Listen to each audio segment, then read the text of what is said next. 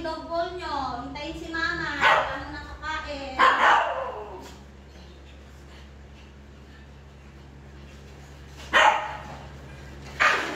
O, huwag kayo magkawan.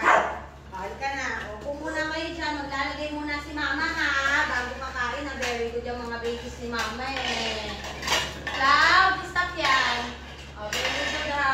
Hindi talaga sila kumukuha kasi naghihintay sila. Lahat po sila marunong talaga makinig kay mama. Kasi, tinuturuan na ni mama. Opo, para maging good listener. Dipis, hindi mo nakakain ha. Maglalagay muna si mama ng food sa dog bowl nyo. Kasi, magpe-pray muna tayo. Para makita nila na lahat talaga kayo masunurin. Nakikinig kay mama, diba? Kasi lahat po sila natuto na. Dahil tinuturuan po sila dito na sumunod kay mama, no? Very good yung mga babies na yan eh. Kung ano yung nakikita nila, yun na din yung ginagawa nila. Kaya lahat sila mababait na. Diba, babies? So, kakain na kayo ha. Wait lang ha. Maglalagay lang si mama ha. Lagay muna si mama nitong ano nyo ha. Para healthy kayong lahat ha.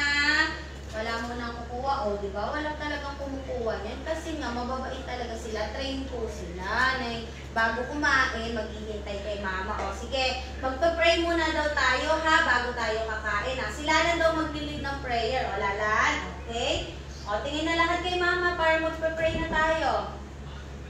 Papa God, maraming salamat po sa blessing ng mga batuta. Maraming salamat po dahil hindi niyo po kami pinapabayaan. Maraming salamat po sa araw-araw na healthy po ang mga batuta na ito.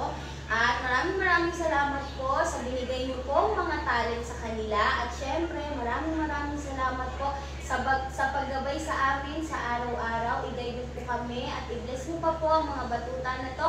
In Jesus' name, Amen. Okay mga babies, pwede nang kumain. O, dito na, bibigyan na ni mama isa-isa ha. Good job. Hindi mo pa agaw-agaw ha. O, dito. Very good babies. O, ito ano.